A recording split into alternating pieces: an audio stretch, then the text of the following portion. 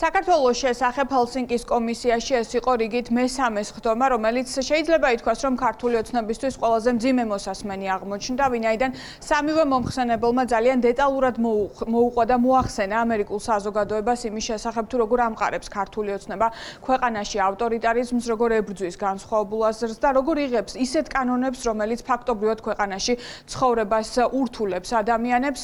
ასევე სამივე მომხსენებელი თანხმდებოდა დღეს იმის შესახებ, რომ სასანქციო პოლიტიკა ტრამპის ადმინისტრაციის პირობებშიც უნდა გაგრძელდეს ქართული ოცნების წინააღმდეგ, თუმცა მათი ნაწილი თვლის იმას, რომ სანქციების პოლიტიკას უნდა მოჰყვეს ასევე სტრატეგიული ნაბიჯები ტრამპის ადმინისტრაციის მხრიდან იმისთვის, რომ ეს სანქციები იყოს ეფექტური.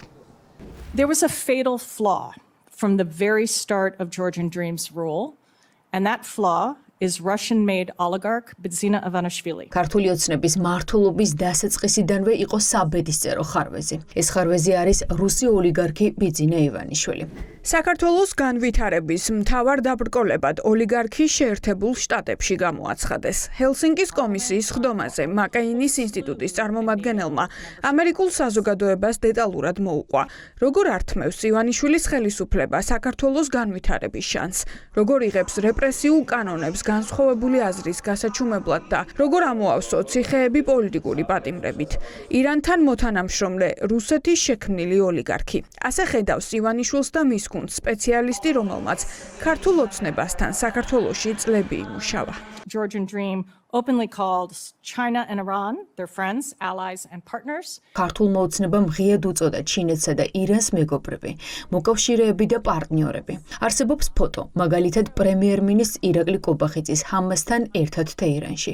ასე რომ ქართულ მოოცნებამ მართლაც შეცვალა იმის მნიშვნელობა, თუ ვინაა საქართველოს მეგობარი და ვინაა მტერი. საქართველოს აქვს დომინოს ეფექტი. საქართველო გავლენას მოახდენს შავი ზღვის უსაფრთხოებაზე. ეს გავლენას მოახდენს ისეთ ქვეყნებს, როგორიცაა სომხეთი, რომელიც ახლა იბრძვის გამოვიდეს რუსეთის ფრთებიდან ამდენი წლის შემდეგ. ეს აგზავნის სიგნალს არა მხოლოდ რუსეთისთვის, არამედ სხვა ავტოკრატებისთვისაც, რომ დასავლეთი არ იცავს დემოკრატიას.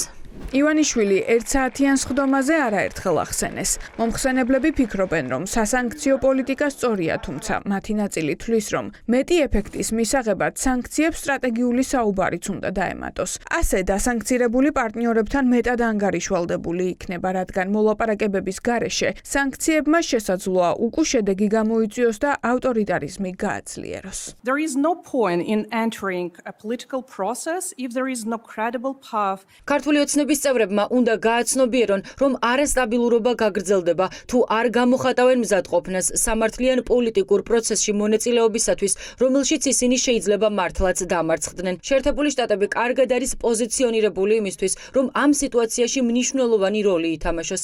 ბიძინა ივანიშვილთან დაკავშირებული სანქციები ერთ-ერთი პოტენციური ბერკეტია პროცესის წინ წასაწევად. ეს სანქციები უკვე მოქმედებს და ისინი აშკარად აისახება ქართული ოცნების დამფუძნებელზე. ისინი სტრატეგიულად უნდა იქნეს გამოყენებული საქართველოში რეალური პოლიტიკური პროცესის სტიმულირებისათვის.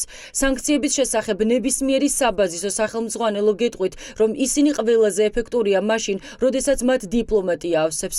მომხსენებლებს ფუნქციები გადანაწილებული ჰქონდათ. შესაბამისად, სხდომაზე საქართველოს შესახებ სრული სურათი შეიქმნა. კლერ კაიზერმა უფრო მეტად ოცნების საგარეო პრიორიტეტებზე ილაპარაკა. ივანიშვილის პოლიტიკის ცვლილებამ საქართველოს როლი დააკარგვინა როგორც პარტნიორებთან, ასევე რეგიონში, სადაც წლები ლიდერობდა, ითქვა ამერიკის კონგრესში. რაც შეეხება განხილვებს, სანქციების დამატებითი ზომების საჭიროებაზე. თუ ჩვენ რეალურად გსურს შევცვალოთ ქცევა და გავაუმჯობესოთ ქართველი ხალხის პირობები, ვფიქრობ, უფრო კრეატიულები უნდა ვიყოთ. სამწუხაროა, რომ ამ დრომდე არ არის მიღებული კონგრესის შემოთავაზებული მეგობარი აქტი. ამავდროულად ტრამპის ადმინისტრაციამ მოულოდნელი ენერგიის შეტანა დაიწყო კავკასიის რეგიონში. ვიცე-პრეზიდენტი თავის ვიზიტს ასრულებს ერევანსა და ბაქოში. აღსანიშნავია, რომ კავკასიაში ამ ენერგიულ ამერიკულ პოლიტიკაში ცხადად არ არის საქართველო. საქართველოს მთავრობამ კავკასიის რეგიონში მიმდინარე ამ ღრმა და პოზიტიურ პოლიტიკურ და გეოპოლიტიკურ ტრანსფორმაციაზე უარის თქმა გადაწყვიტა. ოცნების პასუხი ისეთი იყო, როგორი მოლოდინით სხდომის გამართვამდე თავად შექმნეს. სამარცხვინო, ეს იყო ივანიშვილის პარტიის რეაქცია იმ მოხსენებაზე, სადაც მათზე კარგი არაფერი თქმულა. თავარი სამიზნე, თავარი მომხსენებელი იყო, რომლის მიმართ ლანძღვა არ დაიშურეს. ну, რა თქმა უნდა, ეს იყო სამარცხვინო სხდომა, როგორც ჩვენ წინასწარ მეტყველებდით, სხვა შორის კონგრესმენები და სენატორები არ დაესწრნენ. ქალბატონი ლორა თონთონი მომხსენებელი, ყოვლად გაფუჭებული და მავნებელი ქალბატონი, რომელიც რაღაც აბსურდზე საუბრობდა. ლორა თონთონმა მარტა კოსსაც კი გადააჭარბა. სენატორებმა და კონგრესმენებმაც კი ჩვენმა დაუძინებელმა მეგობრებმაც კი ვერ მოიცალეს, რომ ისულიყვნენ იქიდან მხარი დაეჭირათ, თქვათ, ამნაირი პერფორმანსებისათვის. პერფორმანსი ზარბილად არის, თქვი, ამ მსგავსობისათვის, რაც იქ ხდებოდა. არის ხარვეზი ბიძინა ივანიშვილის საქართველოსთვის? ბიძინა ივანიშვილმა იმდენი გააკეთა საქართველოსთვის, რომელიც არ ვიცი. ეთყობა თანამედროვეები ვერ შევაფასებ. შტატებთან ურთიერთობის დალაგების დაპირება ისეთივე ტყუილია, როგორც ოცნების საჯარო განაცხადი, რომ მათ ვაშინგტონთან პარტნიორობის აღდგენა სურთ. ანალიტიკოსები ამბობენ, რომ ჰელსინკის კომისიის სხდომამ კიდევ ერთხელ აჩვენა, სანამ ქართული ოცნება ძალაუფლებას განსხვავებული აზრის გასაქრობად იყენებს, საერთაშორისო იზოლაცია გაგრძელდება. ვის ინტერესში შედის მეგობრების, პარტნიორების გარეშე დატოვებული საქართველოს რუსეთის პირისპირ.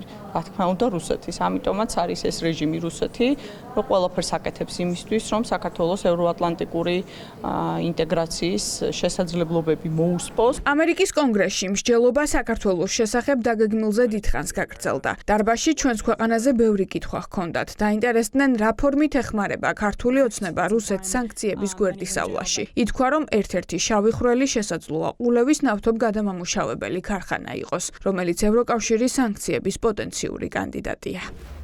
ქართული ოცნების მიერ რუსეთისთვის სანქციების გვერდისავლაში დახმარება შესაძლოა ძალიან მძიმე ფასი დაუჯდეს ქვეყანას, ვინაიდან მაყურებლისთვის უკვე ცნობილია ის, რომ ევროკავშირი მუშაობს სანქციების მეოცე პაკეტზე რუსეთის წინააღმდეგ და შესაძლოა ამ სანქციების პაკეტში მოყვეს ასევე ყულევის ნავთობ ტერმინალი, რომელიც არაერთ გზის არის ბრალდებული, რომ ის ამუშავებს რუსულ სანქცირებულ ნავთობს და სწორედ ასე გადის ქვეყნიდან ეს ნავთობი. შესაბამისად, ყულევის ნავთობ ტერმინალიც ახლა არის სერიოზული საფრთხის ქვეშ, რომ მას დაუწესდეს სანქციები. ამის შესახებ დღეს კითხვა დაუსვეს ევროკავშირის უმაღლეს წარმომადგენელს კაია კალას, რომელმაც წინასწარ ამ საკითხზე საუბარი არის სურვა.